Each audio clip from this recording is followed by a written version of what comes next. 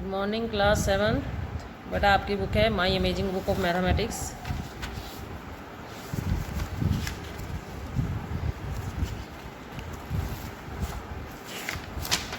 इसके कंटेंट्स जो थे वो टोटल थे हमारे 17, जिसमें से हमारे चैप्टर 5 तक हमारे कंप्लीट हो चुके हैं। ठीक है, आज हम चैप्टर 6 नहीं करेंगे, आज हम चैप्टर करेंगे 12th comparing quantities.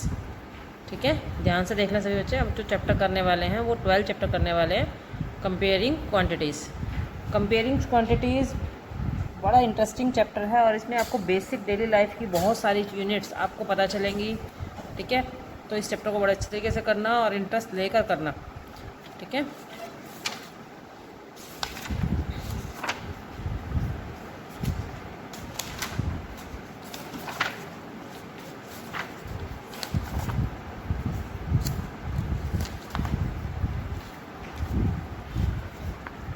Comparing quantities. यहाँ पर हम डिफरेंट आपको क्वांटिटीज़ दी होंगी, उनको आपस में कंपेयर करना सिखाएंगे। ठीक है, तो सबसे पहला जो टॉपिक इसमें कवर होगा वो होगा रेशो को कंपैरिजन करना। डिफरेंट रेशोज़ के रूप में आप दो क्वांटिटीज़ को कंपैरिजन करना सीख जाएंगे। इसके अंदर प्रोपोर्शन निकालना सीख जाएंगे। ठीक है, यूनिटरी मेथड सोल्व करना, क्वेश्चन सोल्व करना सीख जाएंगे। किसी भी रेशो को फ्रैक्शन में कैसे कन्वर्ट करना है या डेसिमल में, परसेंटेज में, इस तरीके से कैसे कन्वर्ट करना है, या आपको परसेंटेज में दी हुई है, डेसिमल में दी हुई है या फ्रैक्शन में दी हुई है, तो आपको उसको रेशो में कैसे लेके आना है, उसको बोलता है वाइस वर्सा।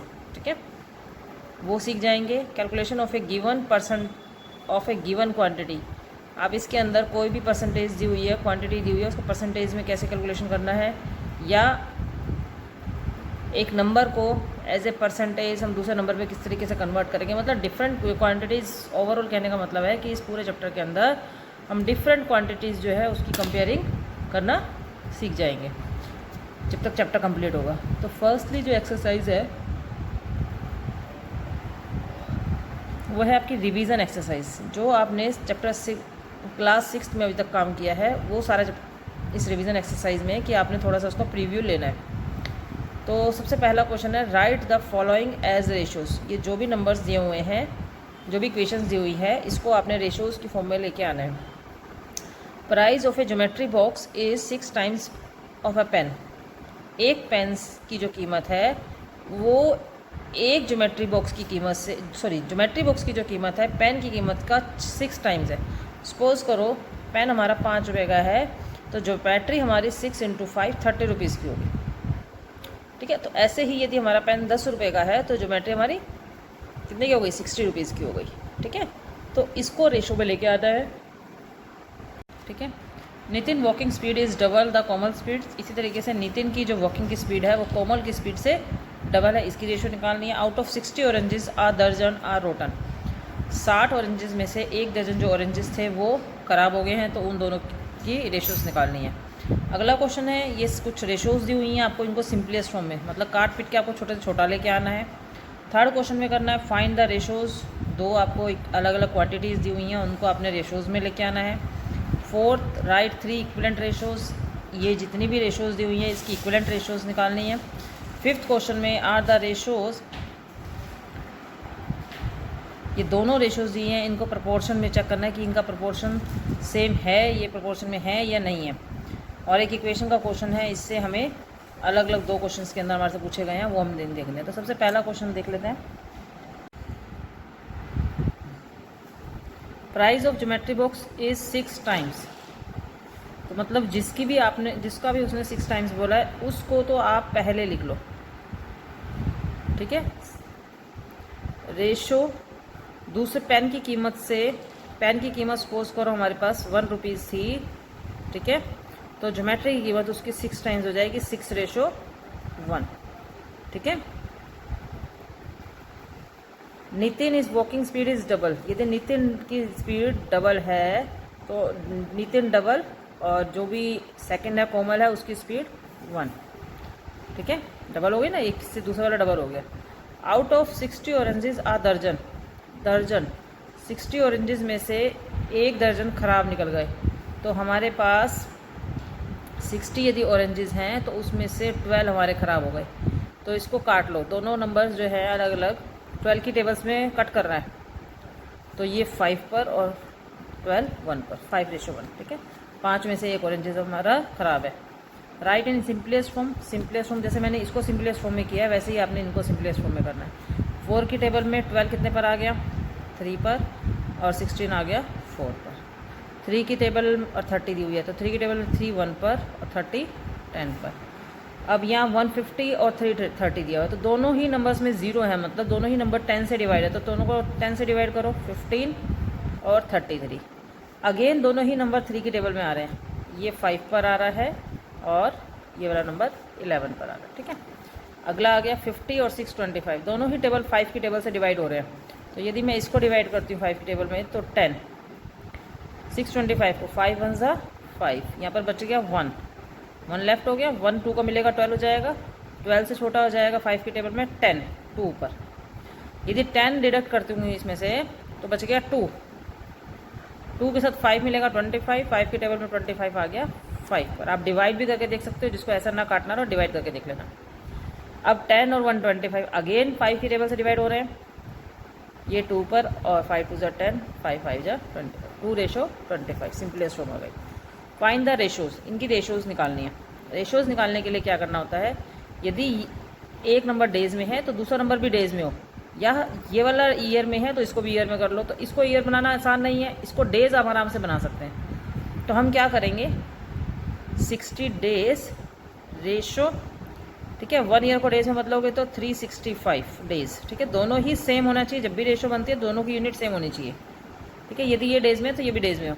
अब दोनों ही नंबर 5 की टेबल से कट कर रहे हैं, तो यदि इसको कट करती हूँ तो ये आएगा 12 पर, और इसको करेंगे तो 53। ठीक है, इनके साथ अब डेज़ लिखना ज़रूरी नहीं है अब। ठीक है, डेज़ नहीं लिखना आपको, वो मैंने एक समझाने के लिए आपको डेज़ लिख दिया, बाकी डेज़ लिखने की ज़रूरत नहीं है।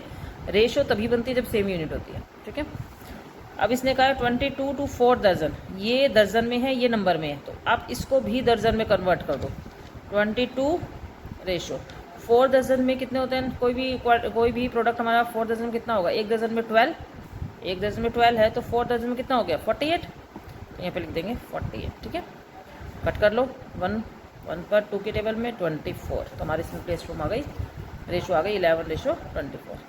अब यहाँ पर है 12 डेज़, वीक है 5, एक वीक में कितने डेज़ है ना यहाँ पर, तो इसको भी डेज में कन्वर्ट करेंगे तो एक वीक में कितने डेज, 7 5 ज़ा 35, तो टोटल हो गए 35। कोई भी नंबर से नहीं कट कर रहा, छोड़ दो। ये मिनट में आवर्स में, तो ये तो 25 रहेगा, आवर्स को चेंज कर लो मिनट में, 60, 5 की टेबल में कट करेंगे, 5:12। ठीक है, इक्विवेलेंट रेशो, इक्विवेलेंट रेशो का मतलब होता है जितने से भी आप आगे वाले नंबर को मल्टीप्लाई करोगे उतने से ही आपको पीछे वाले नंबर को भी मल्टीप्लाई, सेकंड जो हमारा नंबर होता है उसको भी हमें मल्टीप्लाई करना पड़ेगा। तो पहले मैंने इसको किया 2 से, 10 हो गया, इसको भी 2 से करेंगे 50, एक हो गया। अब 3 से करते हैं आगे वाले नंबर को, 3 5 ज़ा 15, 25 3 ज़ा 75, एक और कर लेते हैं, 5 4 ज़ा 20, ठीक है, और 25 4 ज़ा 100। आप इसको डिवाइड भी सेम नंबर से कर सकते हो, 5 से दोनों को डिवाइड करोगे तब भी इक्विवेलेंट फ्रैक्शन आएगी। ठीक है, तो यहाँ रेशो का साइन बना देंगे। ठीक है, 3 हो गई।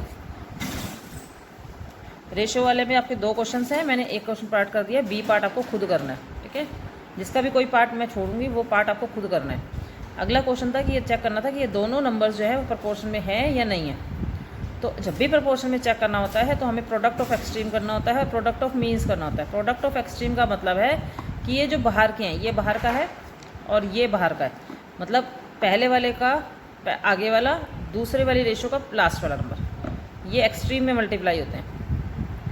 मीन्स का मतलब होता है बीच वाले नंबर्स, बीच वाले मतलब पहले वाले का दूसरे वाला नंबर्स और दूसरे वाले का पहले वाला, बीच में, ये देखो नंबर बीच में नज़र आ रहा है ना। ठीक है, इनके प्रोडक्ट करने के बाद यदि इनका आंसर सेम आ गया तो ये प्रपोर्शन में है, यदि इनका आंसर सेम नहीं आया तो ये प्रपोर्शन में नहीं है। ठीक है, तो इनका आंसर सेम आ गया है तो ये प्रपोर्शन में है। Okay, if 16 ball cost 144 rupees है, what is the cost of 1 ball, एक बॉल की कॉस्ट निकालनी है। और इसी के अंदर सेकंड पार्ट एक और भी है, how many balls you can buy with 90 rupees, कि आप कितनी 90 रुपीज़ में कितनी बॉल्स खरीद सकते हो। तो ये 2 अलग अलग क्वेश्चन हो गए, एक बार तो हम इतना क्वेश्चन सोल्व करेंगे, ठीक है, दूसरी बारी में हम ये वाला नहीं सोल्व करेंगे, हम ये वाला क्वेश्चन उठाएंगे। ठीक है, देखो आपको इस क्वेश्चन के अंदर फर्स्ट लाइन के अंदर दी हुई है नंबर ऑफ बोल्स और कोस्ट, ठीक है। इन दोनों की हमें यदि रेशो निकालता है तो हमारे पास दी हुई है 16 बॉल्स हैं तो 144 कोस्ट है। आगे उन्होंने कहा कि एक बॉल की कीमत क्या होगी, एक बॉल की कोस्ट, नंबर ऑफ बॉल्स हमारे पास 1 होगी, मेरे को कोस्ट हमें नहीं मालूम, तो हम एक बॉल की कोस्ट की जगह पर रख देंगे x, ठीक है।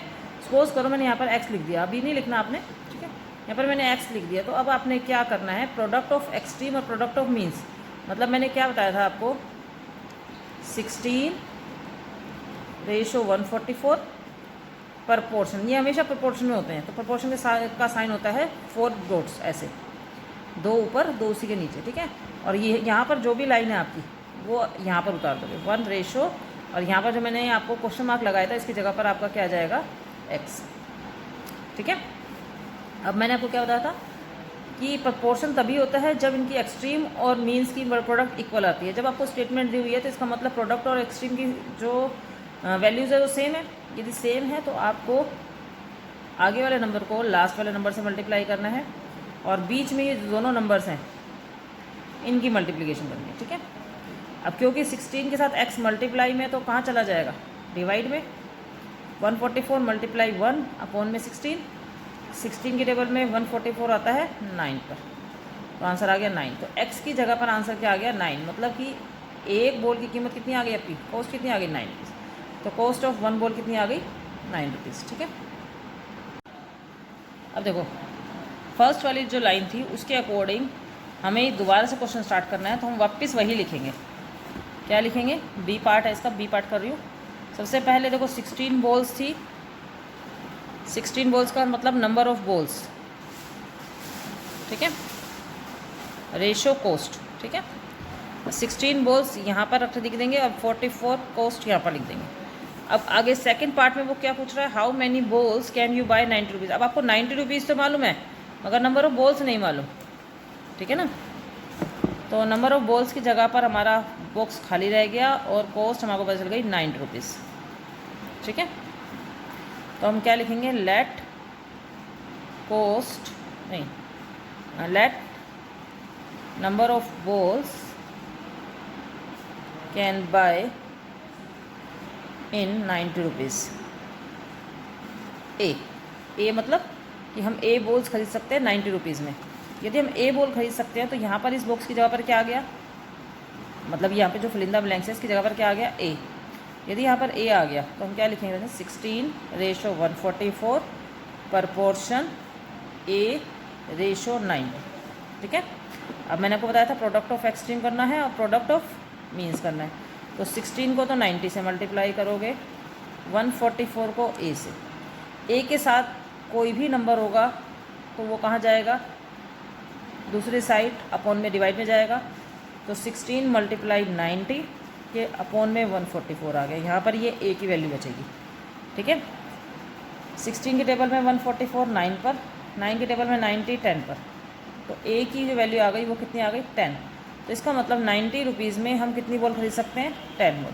तो लिख देखेंगे 10 balls can buy in ₹90। Clear, आपकी एक्सरसाइज कंप्लीट हो गई है 12.1। ओके, 12.2 देखते हैं। हम इस चैप्टर के बारे में, रेशो के और प्रोपोर्शन के बारे में अपनी पिछली क्लासेस में पढ़ चुके हैं और इस थोड़ी सी हम रिवीजन देख लेंगे पिछली, ताकि हम जो आगे जो हम बेटर करने काम जो भी करने वाले हैं वो हमारा और भी अच्छे तरीके से होने लगे। कोई भी नंबर यदि फ्रैक्शन की फॉर्म में है तो हम उसको रेशो की फॉर्म में लिख सकते हैं। सबसे पहले तो ध्यान रखना, बी कभी भी जो फ्रैक्शंस नंबर है वो कभी भी आपका ज़ीरो नहीं होना चाहिए। ए बाई बी यदि कोई नंबर रखा हुआ है, कोई भी नंबर न्यूमिनेटर डिनोमिनेटर की फॉर्म में है तो डिनोमिनेटर कभी ज़ीरो नहीं होना चाहिए, और आप इसको रेशो की फॉर्म में इस तरीके से लिख सकते हो। न्यूमिनेटर आगे आ जाएगा और डिनोमिनेटर पीछे आ जाएगा। इसके अंदर दो हमारे पास टर्म्स हो गई। तो जो पहली टर्म होती है उसको बोलते हैं एंटीसीडेंट, क्या बोलते हैं, एंटीसीडेंट। और जो सेकेंड टर्म हो गई ये वाली, इसको बोलते हैं कॉन्सिक्वेंट। ठीक है, एंटीसीडेंट और कॉन्सिक्वेंट, ध्यान रखना बच्चों इस बात का। आगे वाले टर्म को एंटीसीडेंट और सेकेंड वाले टर्म को कॉन्सिक्वेंट बोलते हैं। इक्विवेलेंट फ्रैक्शंस, इक्विवेलेंट रेशोज़ मैंने आपको निकालनी सिखा दी है। यदि इक्विवेलेंट रेशोज़ निकालते हैं तो काट पीट कर जो हमारी फ्रैक्शंस बनती है, जैसे अब हमारी 1:2 है, 2:4 है, 4:8 है, यदि हम इसको फ्रैक्शन की फॉर्म में लेके आएँ तो उनका आंसर भी हमारा क्या आ जाएगा, हम किसी भी रेशो को इक्विवेलेंट रेशो के रूप में लिख सकते हैं, ठीक है। और इनको हम सिंपलेस्ट फॉर्म में भी लिखेंगे तो हमारा आंसर 1/2 ही आना चाहिए। यदि मैं 2/4 को कट करती हूँ तो 1/2 ही आना चाहिए, 4/8 को कट करूँगी तो 1/2 ही आना चाहिए, ठीक है। आगे कुछ इंपॉर्टेंट फैक्ट्स देख लेते हैं। आपको कभी भी ये ध्यान रखना है कि यदि हमारी कोई भी रेशो 2:3 की फॉर्म में, मतलब कोई भी रेशो लिखी हुई है, तो यदि हम इसको रिवर्स करके लिखते हैं तो उसका मतलब अलग होगा। कभी भी 2:3 यदि कोई हमारी फ्रैक्शंस लिखी हुई है, इनका ऑर्डर कभी भी आप चेंज नहीं कर सकते हो, आगे वाले को पीछे, पीछे वाले को आगे नहीं कर सकते हो। तो ये 3/2 मैंने लिख दिया तो ये गलत माना जाएगा, ठीक है। तो इनका ऑर्डर कभी भी चेंज नहीं होता, ये बहुत ध्यान रखना। कभी भी आप गलती 4:5 लिखा हुआ है और आप गलती से 5:4 लिख दोगे तो वो गलत माना जाएगा, ठीक है। As a ratio is a fraction, it will remain unchange if each term of a ratio is multiply और divide by same non zeros number. यदि हम, चाहे वो फ्रैक्शन के केस में हो चाहे वो रेशो के केस में हो, यदि हम सेम नंबर से मल्टीप्लाई या डिवाइड करते हैं तो हमारा आंसर जो आएगा वो सेम आना चाहिए, वो चेंज नहीं होगी, मतलब उसकी इक्विवेलेंट फ्रैक्शन चेंज नहीं होगी, ध्यान रखना, ठीक है। यदि हमने 2:5 को 2 से मल्टीप्लाई कर दिया तो 4:10 आ गया, तो 4:10 लिखो या 2:5 लिखो या 4:10 लिखो, सेम ही है, ये इक्विवेलेंट फ्रैक्शंस है, ठीक है। Ratio of 2 quantities can be find only they are in same unit. मैंने अभी क्वेश्चंस कराते टाइम आपको बताया था कि रेशो आप तभी निकाल सकते हो जब उनकी यूनिट सेम होती है। यदि 1 मिनट में है और एक आवर्स में है तो आप नहीं कर सकते हो, आपको इसको भी आवर्स में या इसको आवर्स में या इसको मिनट में चेंज करना होगा, सेम करना होगा। जब तक इनकी सेम यूनिट नहीं होगी आपका क्वेश्चन सोल्व नहीं होगा, ठीक है। लोएस्ट टर्म का मतलब होता है, यदि हमने किसी भी रेशो को या फ्रैक्शन को ये बोला है कि लोएस्ट टर्म में है, तो इसका मतलब इनका दोनों का नंबर का यदि हम एचसीएफ निकालेंगे तो हमेशा ही 1 आना चाहिए। यदि एचसीएफ कुछ और नंबर आता है इसका मतलब वो सिंपलेस्ट फॉर्म में नहीं है। जैसे फॉर एग्जांपल 75 और 125 नंबर दिया हुआ है, यदि हम कहते हैं कि इसको सिंपलेस्ट फॉर्म में कन्वर्ट करो और 3:5 आंसर आ गया या 3/5 हमारा आंसर आ गया, तो मैं 3 और 5 का मैं एचसीएफ निकाल लेती हूँ, ठीक है। देखो मेरा एचसीएफ कितना आ गया यहाँ पर, तो हमेशा ही एचसीएफ उन दोनों नंबर्स का, जो भी आपका आंसर निकला इन दोनों नंबर का एचसीएफ हमेशा क्या आना चाहिए, 1 आना चाहिए। To compare 2 ratios we first convert into equivalent like fractions. जब भी हमें इनको कन्वर्ट करना है तो इन दोनों, यदि हमारे पास कोई 2 रेशोज़ दी हुई है और हम इनको कंपेयर करें कि ये इक्वल है या नहीं है, तो फर्स्टली इनको इक्विवेलेंट फ्रैक्शन बना दो। यदि हम इक्विवेलेंट फ्रैक्शन बनाने के बाद इनका आंसर जो है वो सेम आता है, देन कंपेयरिंग हम करना नहीं, सॉरी, यदि इन दोनों रेशोज़ के जो डिनोमिनेटर्स हैं उनको इक्वल कर दो। यदि हम डिनोमिनेटर सेम कर देंगे तो उससे क्या होगा, हमें कंपेयर करना ईजी हो जाएगा, ठीक है। जैसे आपके पास 3/5 और 2/3 नंबर्स दिए हुए हैं, तो यहाँ पर 5 और 3 का एलसीएम ले लो 15, तो इसको भी 15 बना दो, इसको भी 15 बना दो डिनोमिनेटर को, ठीक है, इस तरीके से। तो आपका ऊपर 10 और 9 आ गया, तो आप कंपेयर कर सकते हो, ठीक है। अब देख लेते हैं क्वेश्चन इसके। फर्स्ट क्वेश्चन है, find the following ratios in simplest form. Simplest form मैंने आपको बताया था कि जितना काट पीट करके सेम टेबल से डिवाइड करके आपको सेम नंबर की टेबल से डिवाइड करना है, जितना ज़्यादा डिवाइड करने के बाद आपका नंबर बचेगा, छोटा नंबर बचेगा, वो हमारा सिंपलेस्ट फॉर्म होगा। और सिंपलेस्ट फॉर्म में ध्यान रखना है उनका एचसीएफ हमेशा क्या आना चाहिए, 1 आना चाहिए। देखते हैं कैसे करेंगे। 45:150, तो 5 की टेबल में ये आ गया 9 पर, ठीक है, और 5 3 30 पर, 3 की टेबल पे अगेन डिवाइड हो रहा है 10। 3 और 10 का जो हम यदि एचसीएफ निकालेंगे तो हमारा आंसर 1 आएगा, ठीक है। अब यहाँ पर ये ग्राम में है, ये केजी में है, तो हम इसको कन्वर्ट कर लेते हैं, इसको लिख देते हैं 1000, ठीक है। ये ग्राम में होगा ना दोनों। अब देख लेते हैं किस पे कट करेंगे, तो 25 की टेबल्स में कट कर लेते हैं। 25 की टेबल से मैं इसको डिवाइड करती हूँ तो 5 पर, 25 की टेबल में 100 आता है 4 पर और 0 40, फिर अगेन 5 की टेबल में जा रहा है 5 1 5, 5 8 40। आप 5 करके भी डिवाइड कर सकते हो, ऐसा नहीं कि सीधा आप 25 से करो, ठीक है। यहाँ पर ये मिनट है, आवर्स है, ये 1.5 आवर्स है, 1.5 घंटा। तो 1 घंटे में हमारे पास होते हैं 60 मिनट्स, 1 आवर्स में हो गए हमारे पास 60 मिनट्स, तो 1.5 आवर्स में कितने हो जाएंगे, 90 मिनट्स, ठीक है। तो यहाँ पर हम लिख देंगे 36 मिनट और यहाँ पर लिख देंगे 90 मिनट्स, ठीक है। 9 की टेबल्स में ये आ गया 4 पर और ये आ गया 10 पर, 2 की टेबल में 2 और ये 5 पर, ठीक है। 1/2 रेशो 1/9, तब भी इस तरीके से रेशो आ जाए तो आपने ये इस न्यूमिनेटर को इसके डिनोमिनेटर से मल्टीप्लाई कर देना है, ठीक है। और ये इसी तरीके से इधर कर देना है, इसको इससे मल्टीप्लाई करना है और इसको इससे मल्टीप्लाई करना है। तो 9:2 आ गया। यदि कट करता है तो कट कर दो, नहीं तो छोड़ दो। ठीक है, यहाँ पर 2.5 है। 2.5 का पहले डिनोमिनेटर डेसिमल हटा दो 10 और इधर 7/1। अभी मैंने आपको बताया था 25 को 1 से और 10 को 7 से, तो ये हो जाएगा 25 को तो मैंने 1 से कर दिया, रेशो 7 को 10 से कर दिया। ये आ गया 25 रेशो 70। ठीक है, 5 के टेबल में ये 5 पर 5 1 ज़ा 5 2 5 4 ज़ा 20। ठीक है, ओके। क्वेश्चन नंबर 2 देख लेते हैं। Out of 250 apples in A shop, total जो एप्पल्स है आपकी शॉप पर वो 250 है। 75 एप्पल्स आर फाउंड रोटन, ख़राब जो एप्पल्स हैं वो 75 हैं। तो सही एप्पल जो फ्रेश एप्पल्स है वो कितने बच गए, सेपरेट करके देख लो। तो आपके पास 3 लाइन्स आ गई। तो फ्रेश एप्पल्स, रोटन एप्पल्स और टोटल नंबर ऑफ एप्पल्स, 3 चीज़ बदल गई आपको। Total number of apples, rotten apples और फ्रेश एप्पल्स। फ्रेश एप्पल्स आप इन दोनों को सेपरेट करके निकाल लोगे और ये तीनों ही स्टेटमेंट आपकी इन तीनों क्वेश्चंस के लिए काम आएंगे। ठीक है, तो सबसे पहले रेशो निकालनी है आपको रोटन एप्पल के साथ टोटल नंबर ऑफ एप्पल्स की, ख़राब एप्पल की और टोटल नंबर ऑफ एप्पल्स की। दूसरे में निकालनी है रोटन की फ्रेश एप्पल के साथ। तीसरे में निकालनी है फ्रेश एप्पल की टोटल नंबर ऑफ एप्पल्स के साथ। ठीक है, total number of apples 250, number of rotten apples 75, number of fresh apples subtract कर लो इसको यहाँ पर 175। ठीक है, तो फर्स्ट क्वेश्चन में वो पूछ रहा है कि रोटन एप्पल्स की total number of apples, rotten की टोटल नंबर के साथ। तो पहले रोटन लिखो, रोटन कितने हैं हमारे पास 75। ठीक है, और टोटल कितने हैं 250। ठीक है, 25 की टेबल में 75 3 पर और ये 10 पर। ठीक है, अब उसने कहा है रोटन की फ्रेश एप्पल्स के साथ। रोटन कितने थे हमारे पास 75 और फ्रेश एप्पल्स कितने थे 175। ठीक है, तो 25 की टेबल में ये 3 पर, 25 की टेबल में 175 कितने पर आ गया 7 पर।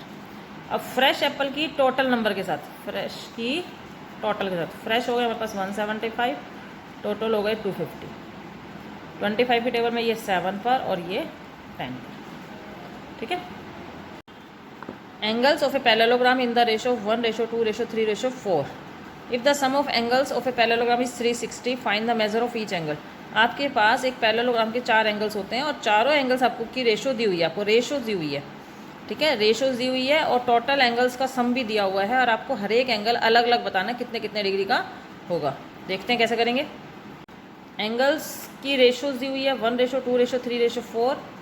जब भी आपको रेशो दी हुई है तो इन रेशोज़ को आप जोड़ लो, 1 को 2 को 3 को और 4 को, तो टोटल आ गया आपके पास 10। ठीक है, सेकंड चीज़ दी हुई है सम ऑफ एंगल्स इज 360। एक तो फर्स्ट ये दी हुई थी, सेकंड ये चीज़ दी हुई थी। और जब आप एंगल निकालोगे, पहला एंगल निकालोगे, तो पहले वाले एंगल की वैल्यू कितनी है, टर्म कितनी है 1, उसके अपॉन में टोटल सम जो आपने किया है वो और मल्टीप्लाई जो भी आपको दिया हुआ है उससे मल्टीप्लाई कर दोगे, आपका आंसर निकल जाएगा। ठीक है, 10 की 0 से 0 कट गई, 36 बन जा 36, यहाँ डिग्री जरूर लगाना।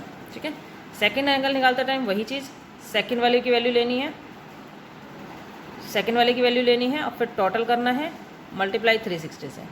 थर्ड वाला निकालते टाइम थर्ड वाले की वैल्यू लेनी है अपॉन में टोटल मल्टीप्लाई 360। फोर वाले की वैल्यू लेनी है अपॉन में 10 मल्टीप्लाई 360। ऐसे ही चारों एंगल्स आपके निकल जाएंगे। तो सेकंड देखते हैं, ये आ गया 72 डिग्री का, 0 से 0 कट, 3 की 36 से मल्टीप्लाई करेंगे 108 डिग्री का, 0 से 0 कट, 4 की मल्टीप्लाई 36 से करेंगे 144 डिग्री। ठीक है, divide 1350 rupees, 1350 rupees, X Y Z की रेशो दी हुई है 2 3 4। सेम इसी तरीके का क्वेश्चन है, फिर भी करके दिखा देती हूँ आपको रेशो दी हुई है एक्स वाई जेड की 2:3:4। सम ऑफ रेशोज़ निकालेंगे तो 9 आ जाएगी। टोटल मनी जो डिवाइड करनी है वो है 1350 रुपये, 1350 रुपीज़। तो पार्ट ऑफ एक्स का कितना पार्ट आएगा, कितना हिस्सा एक्स को मिला, तो एक्स की वैल्यू ऊपर, सम नीचे, मल्टीप्लाई 1350 से। ठीक है, 9 की टेबल में ये आ गया 9 1 9, 9 5 45 0, तो ये आ गए 2 × 150 मतलब 300 रुपये, 300 रुपीज़। ठीक है, ऐसे ही 9 के टेबल में ये भी कट करोगे तो 150 पर 9 3 ज़ा 450, इसको कट करोगे 150 पर, 150 को 4 से करोगे तो 600 रुपीज़। ठीक है।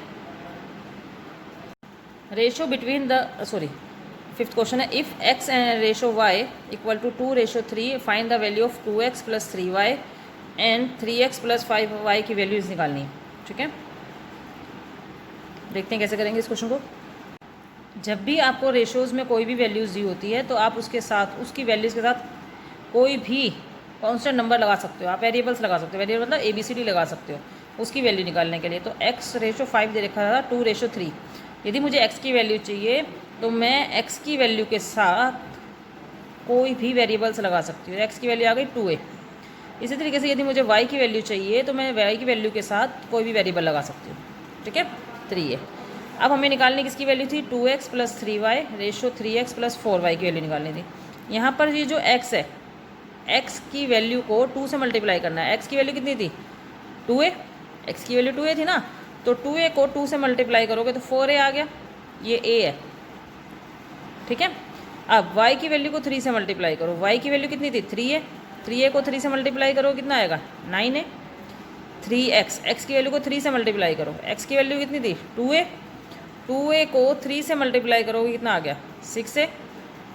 5y, 5y को y की वैल्यू को 5 से मल्टीप्लाई करो, y की वैल्यू 3a थी, 5 से मल्टीप्लाई करा 15a। ठीक है, हो गया।